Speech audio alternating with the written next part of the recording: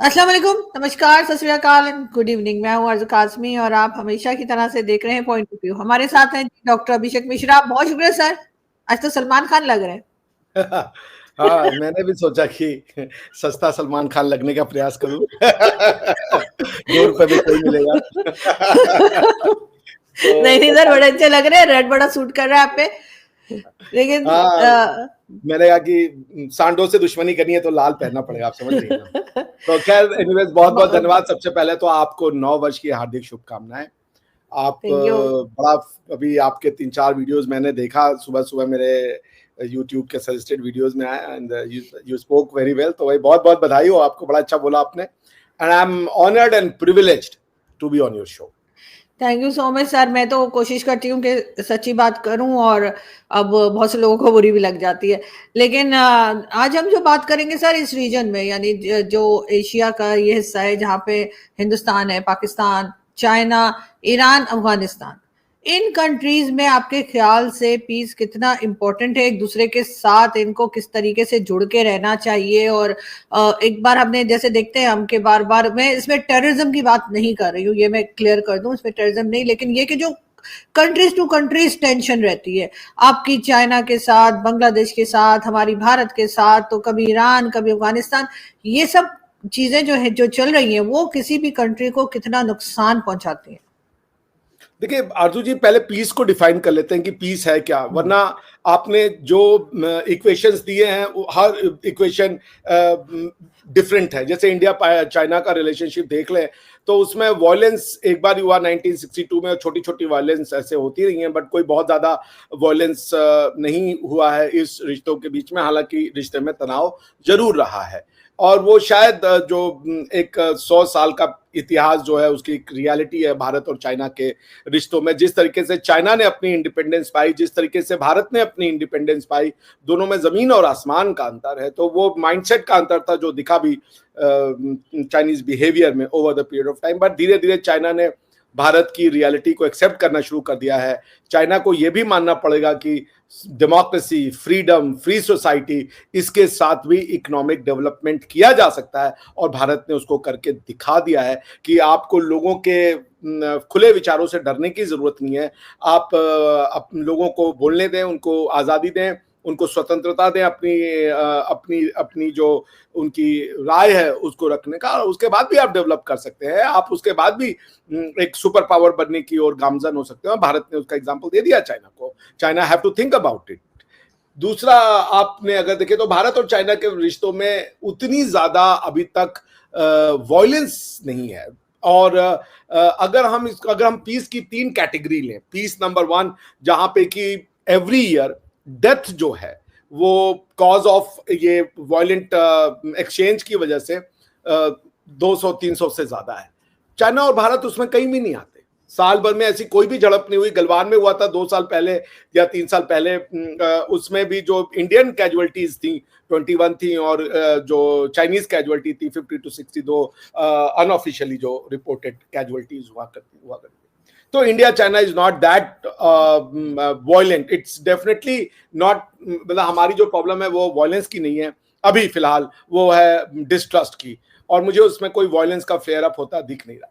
अब आन जी भारत और पाकिस्तान के रिश्तों की बात करें या अफगानिस्तान और पाकिस्तान के रिश्तों की बात करें, ये जो ट्रायंगल बन रहा है, भारत, पाकिस्तान, अफगानिस्तान, बांग्लादेश, यहाँ पे जो पीस ना होने का रीजन है वो मुझे लगता है डॉक्ट्रिनल है। क्योंकि जो समाज, अगर आप प्रोग्रेसिव नहीं हो, आप कॉन्स्टिट्यूशनलिज्म की ओर नहीं जा रहे हो, कॉन्स्टिट्यूशनल गवर्नेंस का सही मतलब नहीं समझ रहे हो। कॉन्स्टिट्यूशनल गवर्नेंस का सही मतलब है, उसका नाम होता है कि मनुष्यों के द्वारा बनाई गई सोसाइटीज में मनुष्य लॉ डिसाइड करते हैं। उनका कल्चर और रिलीजियस या उनका जो स्पिरिचुअल कंटेक्स्ट है वो पर्सनल मैटर रहता है, स्टेट का लेना देना नहीं होता है। आपको इनको डेमोक्रेसीज भी कहते हैं, यानी कि वो स्टेट जो इंडिविजुअल की हर मैटर में इंटरफेयर ना करे। अगर आप रिलीजन को देखें तो वो आपको हर मैटर को कंपास करता है। एक रिलीजन की डेफिनेशन होती है, it covers all aspect of human life. एक कॉन्स्टिट्यूशन गवर्नेंस का मतलब होता है, it covers restricted aspect of human life. तो कॉन्स्टिट्यूशनल गवर्नेंस का मतलब यह हो जाता है आरजू जी कि वो हमारे आपके जीवन के बहुत थोड़े से हिस्से को गवर्न करता है, जबकि रिलीजन जो है वो हमारे आपके सारे जीवन को गवर्न करता है, हर एक ट्रांजैक्शन को गवर्न करता है। तो कॉन्स्टिट्यूशनल गवर्नेंस में वो हिस्सा जो वो गवर्न करता है वो तो लॉज के दायरे में आता है, मगर वो हिस्सा जो कॉन्स्टिट्यूशन गवर्न नहीं कर सकता उसको हम कहते हैं फ्रीडम, स्वतंत्रता, आजादी, जहां स्टेट का दखल खत्म हो जाता है। इसको दूसरी भाषा में कहा जाता है ह्यूमन राइट्स, इसको दूसरी भाषा में कहा जाता है फंडामेंटल राइट्स। ह्यूमन राइट्स क्या है? एक ह्यूमन का दूसरे ह्यूमन के अगेंस्ट में ह्यूमन राइट्स नहीं होता है, एक ह्यूमन का स्टेट के अगेंस्ट में ह्यूमन राइट होता है। जब आप स्टेट से कहते हो कि भाई बस अब आप रुक जाओ, इसके दायरे के बाहर आपका पावर खत्म होता है और मेरी स्वतंत्रता शुरू हो जाती है। इसी को आप कहते हैं कॉन्स्टिट्यूशनल गवर्नेंस। और कॉन्स्टिट्यूशनल गवर्नेंस का की प्रिंसिपल होता है ह्यूमन राइट्स। यानी कि ह्यूमन राइट्स का मतलब आप ऐसे भी समझ लें, ह्यूमन राइट्स का मतलब होता है आरजू जी, राइट से ज्यादा a restriction on the power of the state. State जो कि ओमनी पोटेंट, ओमनी साइंटी, ओमनी जिसको कह लीजिए पोटेंट है, उसकी पावर को रिस्ट्रिक्ट करने का नाम है मानवाधिकार, या उसको उर्दू में क्या कहेंगे, ह्यूमन राइट्स को क्या कहते हैं उर्दू में? ह्यूमन राइट्स ही कहते होंगे या जो भी। सो ह्यूमन राइट्स जहां जहां हैं, जहां गवर्नेंस लिमिटेड है और फ्रीडम ज्यादा है, वहां पीस होगा, लोग नहीं लड़ेंगे, देश आपस में नहीं लड़ेंगे। ठीक है ना? ये आप देख लीजिए, दुनिया को डेमोक्रेटिक, नॉन डेमोक्रेटिक अगर आप डिवाइड करेंगी तो डेमोक्रेसीज में लड़ाई हो ही नहीं रही है। None of the democracies are at fight. क्या कोई यूरोप का डेमोक्रेसी दूसरे डेमोक्रेसी से फाइट में है? नहीं है। ठीक है ना? आज की डेट में जो 4-5 कॉन्फ्लिक्ट जोन है उनको अगर हम स्टडी करें, रशिया यूक्रेन एक कॉन्फ्लिक्ट जोन है, ठीक है, उसके बाद इजराइल और हमास पैलेस्टाइन कॉन्फ्लिक्ट जोन है, उसके बाद अभी पाकिस्तान और अफगानिस्तान एक कॉन्फ्लिक्ट जोन चल रहा है, और उसके बाद अगर कोई छोटा मोटा कॉन्फ्लिक्ट जोन अफ्रीका में कोई हो तो हो, अदरवाइज कहीं कॉन्फ्लिक्ट जोन नहीं चल रहा है। इसका मतलब जब गवर्नमेंट लोगों को आजादी ज्यादा देती है, गवर्न कम करती है। ठीक है ना? आजादी ज्यादा देना, इसी को कहते हैं maximum governance but minimum government. Government कम से कम रखो, गवर्नेंस को मैक्सिमाइज करो। गवर्नेंस का मतलब क्या है? हमारी आपकी वेलफेयर की चिंता करना। गवर्नमेंट का सिर्फ एक काम है कि वो हमारी और आपकी वेलफेयर की चिंता करे, वही उसकी लेजिटिमेसी है। अदरवाइज ऐसी गवर्नमेंट्स को उठा करके बाहर फेंक दिया जाता है। तो गवर्नमेंट मैक्सिमम का मतलब क्या? गवर्नेंस मैक्सिमम का मतलब क्या है कि जो भी हुकूमत है या सरकार है वो ये सोचेगी कि भाई आरजू जी को या इस्लामाबाद में पानी, बिजली, स्कूल, अच्छी शिक्षा, अच्छा हवा, development of economy, industrial policies, ये वो उनका काम होगा। और मिनिमम गवर्नमेंट, इसके लिए साइज ऑफ गवर्नमेंट कम से कम होनी चाहिए। आपकी गवर्नमेंट का साइज कम होगा तो आपके पैसे कम लगेंगे, ये याद रखिएगा। वरना गवर्नमेंट की स्कीमों को या गवर्नमेंट को मेंटेन करने के लिए बहुत ज्यादा पैसे लग जाते हैं। तो मैं इसको यूं समअप करता हूं, वहां पीस है जहां पे गवर्नमेंट कम है, गवर्नेंस ज्यादा है। मैं रिपीट करता हूं, जहां गवर्नमेंट कम है, गवर्नेंस ज्यादा है। और वो जगह जहां मैक्सिमम गवर्नेंस है हर इलाके में, मतलब मानवीय या इंसानी लाइफ के हर हिस्से को आप गवर्न करना चाहते हो, हर हिस्से को, उसकी आजादी की राय हो, उसकी चलना बोलना, मित्रता, आप हर चीज को गवर्न करना चाहोगे। ऐसी सोसाइटियां कॉन्फ्लिक्ट में चली जाती हैं। उसका रीजन ये है कि ये सोसाइटियां डरी हुई रहती हैं कि कब हमारे कब्जे से लोग बाहर निकल जाएंगे। तो पीस मींस गवर्नमेंट को कम कीजिए, गवर्नेंस को ज्यादा कीजिए, और फ्रीडम इंडेक्स, ह्यूमन राइट्स का मतलब मैं फिर बता रहा हूं, for me human right means restriction on the power of government. जब मैं कहता हूं ये मेरा ह्यूमन राइट है तो मेरे कहने का मतलब ये होता है that's it, your power finishes, my life starts. मैंने इतनी ही आपको आजादी दी थी कि आप मेरे ऊपर हुक्म चला सको। इस स्टेप के बाद मैं आपके हुक्म, आपके नियमों को, कानूनों को नहीं मानूंगे। क्यों? क्योंकि ये मेरा पर्सनल लाइफ है। ये आपकी गवर्नेंस की हुदूद खत्म होती है, सीमा रेखा खत्म होती है। तो आप ये करके देखिए, जब गवर्नमेंट डरना बंद कर देंगी कि लोग हमारे कंट्रोल से बाहर चले जाएंगे, लोगों पे कंट्रोल करने की आदत बंद कर देंगी, बल्कि उनका वेलफेयर सोचेंगी, तो मैं आपको कह रहा हूं ऐसी गवर्नमेंट्स जो है वो कभी कॉन्फ्लिक्ट में नहीं जाएंगी, क्योंकि फिर उनके इंटरेस्ट इकोनॉमिक हो जाते हैं, न कि पॉलिटिकल या सोशल। बिल्कुल ऐसा ही है, लेकिन सर साथ-साथ जो दूसरी कंट्रीज़ होती हैं, यानी इस रीजन में जो हम जिनके साथ हमारे बॉर्डर लगते हैं, उनके साथ भी एक कॉन्फ्लिक्ट चलता ही रहता है और शायद इसी वजह से मुझे लगता है, maybe I am wrong, कि हमारी प्रोग्रेस स्लो हो जाती है। हम बिल्कुल। पूरा टाइम इसी में रहते हैं कि वो हम पे अटैक ना कर दें, कहीं हम उस पे अटैक ना कर दें। ये आपको लगता है कि ये भी एक बहुत बड़ा रीज़न होता है जो कंट्रीज़ आगे नहीं बढ़ पा रही उनके साथ? हाँ, तो वो देखिए, मैं तो कह रहा हूं ना, आप एनालिसिस करें इंडिया और चाइना के बीच में कॉन्फ्लिक्ट क्या है। इंडिया और चाइना के बीच में कॉन्फ्लिक्ट है बॉर्डर को लेकर के, और कोई कॉन्फ्लिक्ट नहीं, डेमोक्रेसी की अंडरस्टैंडिंग को लेकर के। लेकिन पाकिस्तान और अफगानिस्तान में क्यों है कॉन्फ्लिक्ट, या इंडिया और बांग्लादेश में इतना कुछ होने के बाद भी कॉन्फ्लिक्ट की नौबत नहीं आई है। वो हमें गालियां दे रहे, देते रहे, लेकिन कोई एक्सचेंज ऑफ वॉर नहीं हो रहा है। कोई हमने ऐसा नहीं किया कि उनके ऊपर अटैक कर दिया या कुछ किया। लेकिन आप उसके उलट देखें, क्योंकि हम डेमोक्रेसी हैं तो हम डेमोक्रेसी की तरह बिहेव करते हैं। लेकिन आप अगर ये देखें कि अफगानिस्तान और पाकिस्तान, ये दोनों में लड़ाई है, क्यों? मैंने कल एक झंडा देखा, उस झंडे पे लिखा था, अफगानिस्तान के झंडे पे, अमीरात इस्लामी अफगानिस्तान। ठीक है, Amirat Islami Afghanistan. This is a very good country. ये मैं कहता हूं, अफगानिस्तान के लोग पढ़े लिखे और समझदार हैं, वो अपना मैंडेट जाते हैं। उन्होंने नहीं लिखा डेमोक्रेटिक रिपब्लिक ऑफ अफगानिस्तान और या इस्लामिक डेमोक्रेटिक रिपब्लिक ऑफ, ये नहीं बेवकूफी की। वो साफ कह रहे हैं हम अमीरात हैं, हम इस्लामी और अफगानिस्तान। आप क्या क्या दिक्कत है, क्यों लड़ रहे हो आप? क्योंकि आप समझ ही नहीं पा रहे हो जो अफगानिस्तान कह रहा है। वो कह रहा है आप भी अमीरात बनो, आप कह रहे हो हम अमीरात नहीं बनेंगे।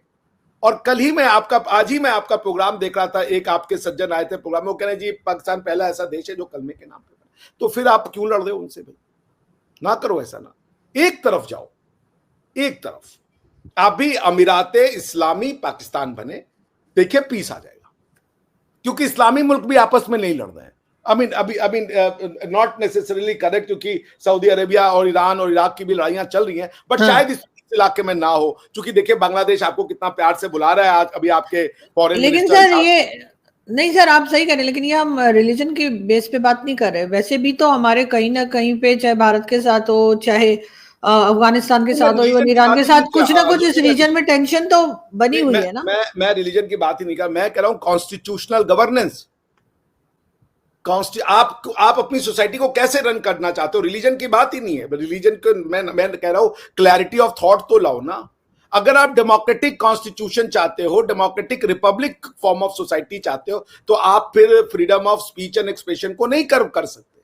मोदी जी की जब भी वो आती है, क्या नाम है, कोई उनका फोटो या वीडियो आएगा, उसके नीचे देखिए लोग गाली देखते, बाकायदा गाली लिखते हैं।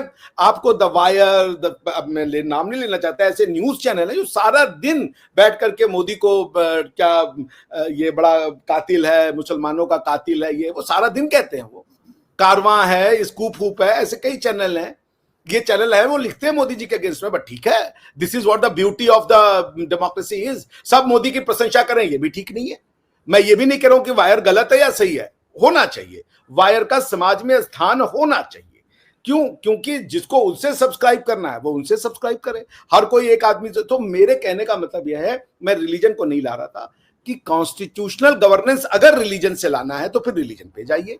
अगर आप पूछ रहे क्यों लड़ाई हो रही है, तो मैं कैसे बताऊं कि अफगानिस्तान और तालिबान अफगानिस्तान गवर्नमेंट में है, उसको आप लोगों ने कहा कि ये तो फ्रीडम मिल गई, यहां पे हमने जो है जंजीरें तोड़ दी। और वही जब आपके यहां आ रहा है कि भाई जंजीरें अब अपने आप ही ले लो, इसको थोड़ा बढ़ाओ, आप कह रहे जी हम नहीं लेंगे। तो ये डबल स्टैंडर्ड है, इससे आपकी समाज भी परेशान है, तरक्की नहीं हो पा रही है, क्योंकि लोगों को पता नहीं हम किसकी दिफा करें। हम कॉन्स्टिट्यूशन की दिफा करें, या हम ये कह इसकी दिफा करें जो हमारी पर्सनल फीलिंग्स है। People are confused. पाकिस्तान में 9 वर्ष में, मैं ये चाहता हूं, पहले मैं आपको ये बता दूं, भारत का कोई बच्चा नहीं है जो पाकिस्तान का बुरा चाहता है, कोई भी नहीं है। अटल बिहारी वाजपेयी साहब गए थे, उन्होंने मीनारे पाकिस्तान पे लिखा था कि we wish a strong and economically viable Pakistan is in the interest of India. भाई हमारा आपका तलाक हो गया, आप अलग बन गई, एक अलग देश बन गए, हम आपको चाहते हैं कि अब आप ठीक है, आप हमसे अच्छी तरक्की करके दिखाइए। पर ये तो आप हैं कि पता नहीं किस पड़ोसी में जा रहे हैं। बने ना, अब तो हो गया अलग, ठीक है, चले जी अलग हो गया, हम सब एक्सेप्ट कर रहे हैं, पर अब तो आप डेवलपमेंट पे जाओ ना, कि अभी भी आप वही 1947 में कोई जस्टिफाई करते फिरेंगे। इकोनॉमिक्स में कुछ करना ही नहीं है आपने। तो मैं पॉइंट मगर ये कह रहा हूं कि मैं रिलीजन पे कभी नहीं आया, मेरे सिंपल कहने था, एक पॉलिटिकल फिलॉसफी को एक्सेप्ट कीजिए और उसी पॉलिटिकल फिलॉसफी से चलिए। सब जगह अगर आप सब कुछ लेना चाहेंगे तो पाकिस्तान में, मैं to cut it short and to repeat it, Pakistan में आइडेंटिटी क्राइसिस नहीं है, नहीं है आइडेंटिटी क्राइसिस। पाकिस्तान में विजडम क्राइसिस है। लोग बेसिक बात ही नहीं समझ रहे, बेसिक बात नहीं समझ रहे। हालांकि मैंने कल एक देखा, आरजू जी, एक काजी साहब थे पाकिस्तान के, उन्होंने कहा कि भाई हमको ये एक्सेप्ट करना पड़ेगा कि हम इसी मिट्टी के हैं। वो बड़ा अच्छा एक्सप्लेन किया उन्होंने कि रिलीजन में और नेशन में क्या अंतर होता है। वो बता रहे थे कि एक आम का पेड़ है, उसकी जो जड़ें हैं एक आम के पेड़ की, वो गहरी उस मिट्टी में रहेंगी, वो आम का पेड़ दूसरा आम नहीं बन सकता। लेकिन अगर आपने उसमें उसको वो नया आम जोड़ दिया तो वो फिर नया फल मिक्स हो जाएगा, तो दोनों फलों की मिठास हो सकती है। तो जाइए उस रास्ते पे जो काजी साहब समझा रहे थे। आपको अपनी आइडेंटिटी से, लेकिन सर आपके यहाँ भी तो सर बांग्लादेश के साथ भी तो आपकी खामखई की टेंशन शुरू हुई हुई है ना, वो भी मैं कह रही हूँ, मैं सिर्फ पाकिस्तान की बात नहीं कर बांग्लादेश रही, के साथ कोई टेंशन नहीं है हमारी, ये बांग्लादेश के साथ। बयान है, ये बयान है, देने दीजिए, देने दीजिए ना। ये बयान से क्या हो जाता है। अभी उनके आर्मी के जो जमान साहब हैं, उन्होंने कल ही एक स्टेटमेंट दी कि भैया हमारी कोई दुश्मनी का इरादा नहीं है। अब उनकी जो समझ है कि हम इक्वलिटी पे बात करेंगे, यही समझ पाकिस्तान की भी रहती है, वही सेम चीज बोल रहे हैं।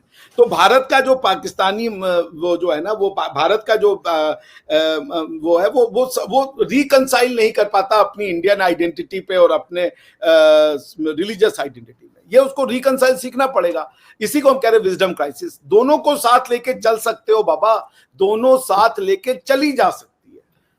मैं बात वही आपको समझना है कि एक को क्यों अपना रहे हो और एक को अपनाने के लिए दूसरे को रिजेक्ट क्यों करना है, मैं ये नहीं समझ पा रहा। और इसका बड़ा अच्छा एग्जाम्पल आपके ही वो काजी साहब ने दिया कि एक आम में जब तुमने उसको ग्राफ्ट करके दूसरे आम की भी उसमें क्वालिटी लगा दी, तो अब दोनों आम के पेड़, दोनों अब उस पेड़ में से दोनों तरह के आम निकलेंगे, उसकी दोनों के आपको स्वाद ले लीजिए आप। जो लोग बन गए हैं वो दोनों आम को स्वीकार करें, नहीं हम तो एक ही आम खाएंगे, बाकी हम उसकी जड़ उखाड़ देंगे, तो फिर आप जड़ उखाड़ोगे तो वो वाला आम भी खराब हो जाएगा। अपने काजी साहब की बात सुने, बड़ा अच्छा समझाया उन्होंने। तो पॉइंट ये है कि अब एक आम का पेड़ यहां पे था जो जमीन से उठा, आप उस आपके पेड़ का हिस्सा हो, आपका तना वही रहेगा, आप उसको नहीं काट सकते। हाँ, उसके बाद क्या हुआ, उसमें किसी ने नए आम के कलमे को लगा दिया, ठीक है ना, जो क्या कहते हैं कलम, मतलब मेरा ये कहना है। हाँ, आई अंडरस्टैंड, पब्लिक भी समझ गई है सर, समझ आए। हम लोग इतने भी ढक्कन नहीं है जितना आप हमें समझ रहे हैं के लिए। तो अब वो जो ग्राफ्टिंग हो गई है, तो ऊपर आपका एक नया फल आ रहा है, उसके दो तरह के फल आ रहे हैं, एक तो वो जड़ वाला भी फल आ रहा है, दूसरा उसका भी। तो दोनों के मजे लो ना यार। एक फल को क्यों खाना है और एक फल को खाने के लिए को क्यों थूकना है, यही बात समझनी है। This is wisdom. आपके यहाँ पे भी लोग अब सेंस बातें कर रहे हैं। बिल्कुल, और करनी भी चाहिए, इसलिए कि हमारे यहाँ जो एग्जांपल दी जाती है ना जी, यूरोप की, अमेरिका की और उन सब की, के वो कंट्रीज जो है वो प्रोग्रेस कर गई और हम कहीं पीछे रह गए और सालों से पीछे रह गए। तो हमें जरूर इस तरफ देखना चाहिए, चाहे वो हिंदुस्तान हो, पाकिस्तान हो, ईरान हो, अफगानिस्तान हो या चाइना। वैसे चाइना का नाम भी कुछ चाइनिस्तान होना चाहिए, तो सारे सबके नाम एक जैसे, वो कुछ अलग सा है, तो मुझे लगता है उसका। नहीं देखिए, हम पीछे नहीं रहे आरजू जी, ये मैं आपसे यहाँ सहमत नहीं हूँ कि यूरोप तुमसे आगे नहीं। आप यूरोप से पीछे नहीं, आपने जो तय किया अपनी डेस्टिनी, वहां पहुंच गए आप। इंडिया ने जो तय किया हम वहां पहुंच गए। आज हम दुनिया के, डोनाल्ड ट्रंप कहता है भाई इंडिया को अब ये कहना कि ये डेवलपिंग कंट्री है, ये बेवकूफी है। They are developed. ये स्पेस में स्पेसएक्स भेज रहे हैं, अब ये 10 साल में आईएसएस बना लेंगे और ये सब बना लेंगे, ये डेवलपिंग कंट्री है। हमने चंद्रमा पे जाके मून लैंड करा दिया, और उसी समय जब हमने चंद्रमा के साउथ पोल पे अपना वो भेजा रोवर और लैंडर, वहां पे उसी समय जापान ने भी भेजा था और रशिया ने भेजा था, दोनों नहीं कर पाए। हम पहुंच गए फिर भी, क्योंकि रशिया ने उसी समय अपना एक लॉन्च किया कि इंडिया से पहले पहुंच जाएगा वो, और हम इंडिया का साउथ पोल में रोक देंगे, लेकिन उनका नहीं कर पाया। और देन इंडिया, तो हमको ये कहना कि हम डेवलप नहीं कर पाए, हम नहीं मानते। ये यूरोप की थ्योरी है, अपने आप को सुपीरियर दिखाने के लिए कि भैया हम तो डेवलप कर गए हैं, ये लोग देखो अभी भी थर्ड वर्ल्ड है। नहीं है भैया, हेलो, हमको थर्ड वर्ल्ड आप बना के गए थे, हमारे पैसा लूट के अपने आप को रिचनेस किया। और कौन सा आप में वो है भाई, लड़ तो आप भी रहे हो, लड़ तो आप भी रहे हो। और क्या पाकिस्तान, कैसे अगर पाकिस्तान की ये मूर्खता है कि पाकिस्तान इंडिया से लिया हुआ आइटम जो है, इंडिया से जो आइटम वो डायरेक्ट ले सकता है, वो वाया दुबई लेता है। इसीलिए आप पाकिस्तान को कहती है ना कि भाई इनको इकोनॉमिक सेंस नहीं है। यही काम आज की डेट में यूरोप कर रहा है। यूरोप का सबसे बड़ा ऑयल सप्लायर आज की डेट में कौन है आरजू जी, आपको पता है? इंडिया। लेकिन क्योंकि वो रशिया से तेल ले रहा है, यहाँ पे उसको प्रोसेस कर रहा है और फिर वो यूरोप भेज रहा है, बीच में बैठ के वो फल खा रहे हैं। उनको भी समझ में नहीं आ रहा हम क्या करें, तो वो इतने बड़े वो समझदार हैं। देखिए, ये कहना बंद कर दीजिए, बंद कर दीजिए। उनकी जो डेवलपमेंट है, सड़कों के डेवलपमेंट को, बिजली के कनेक्शन के डेवलपमेंट को, पानी के डेवलपमेंट को, अच्छी लेबोरेटरी के डेवलपमेंट को, और क्या कहते हैं, ट्रैश के मैकेनिज्म को ही सिर्फ डेवलपमेंट नहीं कहते। हमारे यहाँ भी ये आएगा, हमारी पॉपुलेशन ज्यादा है, लेकिन इसके अलावा आप देखें साइंस में, टेक्नोलॉजी में उनसे हम शाना बशाना है, 2 कदम ऊपर ही होंगे। बल्कि आईटी वाईटी में तो हम कहीं निकल गए। अभी हम आपको वीडियो दिखा देंगे जर्मन के और ऑस्ट्रेलिया के और फ्रांस के, जो वो आते हैं, क्या नाम है, जब हेड ऑफ स्टेट आते हैं तो वो उनके जो एम्बेसडर्स होते हैं वो उनको ले जाते हैं, कहते हैं ये देखो यूपीआई कैसे काम करता है, कि तुम ये 2 किलो मटर लोगे, पैसा तुम्हें नहीं लेके चलने की जरूरत है। तो वो, मैं आपको वीडियो दिखा दूंगा, वो जर्मन एम्बेसडर भी कर रहा था, बड़ा बड़ा यार, वेरी गुड, ये भी हो सकता है साला। तो डिजिटल में तो हम उनसे आगे निकल गए भाई, उन्होंने मैन्युफैक्चरिंग में हमसे आगे है, वो मान लेते हैं हम, वो मैन्युफैक्चरिंग में हमसे आगे। लेकिन आज की डेट में दुनिया का आईटी सॉफ्टवेयर जो हब है या सुपर पावर है, वो भारत है। आप समझ रही है ना? तो पॉइंट ये देखिए, हमारे आपके पास ये है, अभी उतना पैसा नहीं है रिसर्च में डालने का, आप समझ रही हैं? क्योंकि हमारे यहाँ हम अब 140 करोड़ है, क्योंकि यहाँ पे कुछ लोग ऐसे भी है जिनका ये मानना है जी बच्चे तो ऊपर वाले की देन है, तो हम जितने भी जाएं वो करें। अच्छा, बच्चे ऊपर वाले की देन है और बेरोजगारी मोदी की देन है, दोनों चक्कर में है। तो 140 करोड़ लोगों को आपको मेंटेन करना इतना आसान नहीं होता। उसके बाद भी जो हमने किया है, वो मैं कहूंगा कि भारत कहीं से, भारत का भाई, दुनिया को जीरो देने वाली कंट्री को आप कह रहे हो कि ये हमसे आगे निकल गया यूरोप, भाई ऐसे नहीं है। हमने न्यूमेरल दिए, हमारे यहाँ पे मैथ्स, फिजिक्स, केमिस्ट्री में कब से काम हो रहा है। डार्क एजेस के बाद यूरोप को साइंस मिला, और हमें साइंस शुरू से मिल गया था। आप किताबें हैं, आर्यभट्ट की किताबें पढ़ लें, ब्रह्मगुप्त की किताबें पढ़ लें, आप साइंस की, मैथ्स की एक से किताबें लिखी हुई। बिल्कुल।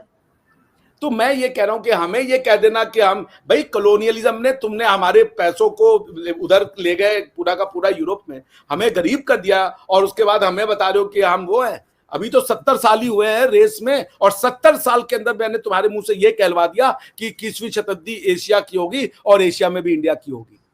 और जब मैं इंडिया की बात कहता हूं तो मैं आपको कहता हूं आप सबकी, क्योंकि आज नहीं तो कल ताले खुलेंगे आपके दिमाग के, और फिर आप ये कहेंगे कि हम एक बृहद बड़ी सिविलाइजेशन का एक हिस्सा, एक अलग देश है पाकिस्तान, एक अलग देश रहे, फले फूले, कोई ऑब्जेक्शन नहीं है बाबा।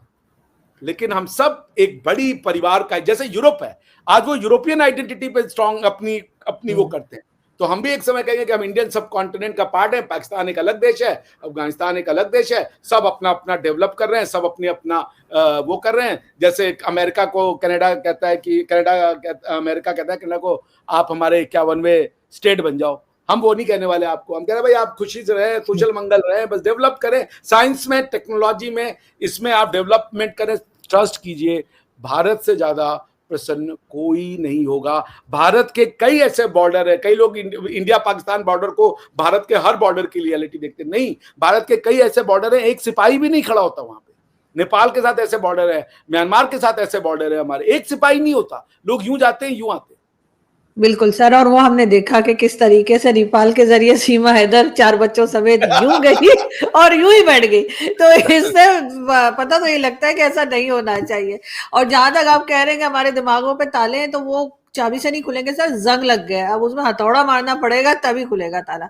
तो बहरहाल देखते कि किस तरीके से लोग, हथौड़े का नाम आरजू काजमी है ना, मैं बता रहा हूँ आपको, वो हथौड़ा कोई वो वाला नहीं होगा, उस हथौड़े का नाम आरजू काजमी है। आई एम टेलिंग यू, सुनने पे मजबूर होंगे लोग आपको आपके वीडियोस हमने देखे। और भारत में तो बहुत एक वो था भाई, एक हमें भी बहुत दुख हो रहा था कि एक इतनी आप अपने, मुझे पता है यू लव पाकिस्तान, आपने कितनी बार मुझसे पीछे कहा है कि मैं पाकिस्तान से बहुत प्यार करती हूँ। आपने कभी आज तक पाकिस्तान के अगेंस्ट एक शब्द नहीं बोला, बल्कि अगर किसी ने बोला तो आपने उसको विरोध किया, मैंने सुना है। तो आपकी अगर कुछ शिकायतें सरकारी तंत्र से हैं तो वो पाकिस्तान का विरोध तो नहीं है ना। सरकार मुझे भारत के कई सरकारी तंत्र से नाराजगी है। मैं निर्मला सीतारामन जी से नाराज हूं, इतना टैक्स लेती हैं, तो मैं उनकी क्रिटिसिज्म नहीं कर सकता, बिल्कुल करूंगा।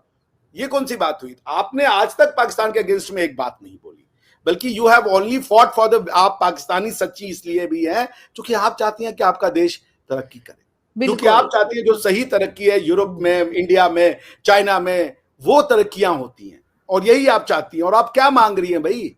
और कौन सा आप और हम जो है यहाँ पे बैठ करके गांजा, अफीम और लेकिन आपको पता है सर कि कुछ लोग रहते हैं इस तरह के जिनको के प्रॉब्लम होती है बात करने से, और वो नहीं होनी चाहिए, मगर क्या करें, ऐसा है। बहुत शुक्रिया कि आपने ज्वाइन किया। Thank you. आपको नववर्ष की हार्दिक शुभकामनाएं फिर से। आपको भी, बहुत बहुत आपको भी एक बार फिर thank you. Thank you so much sir. Thank you.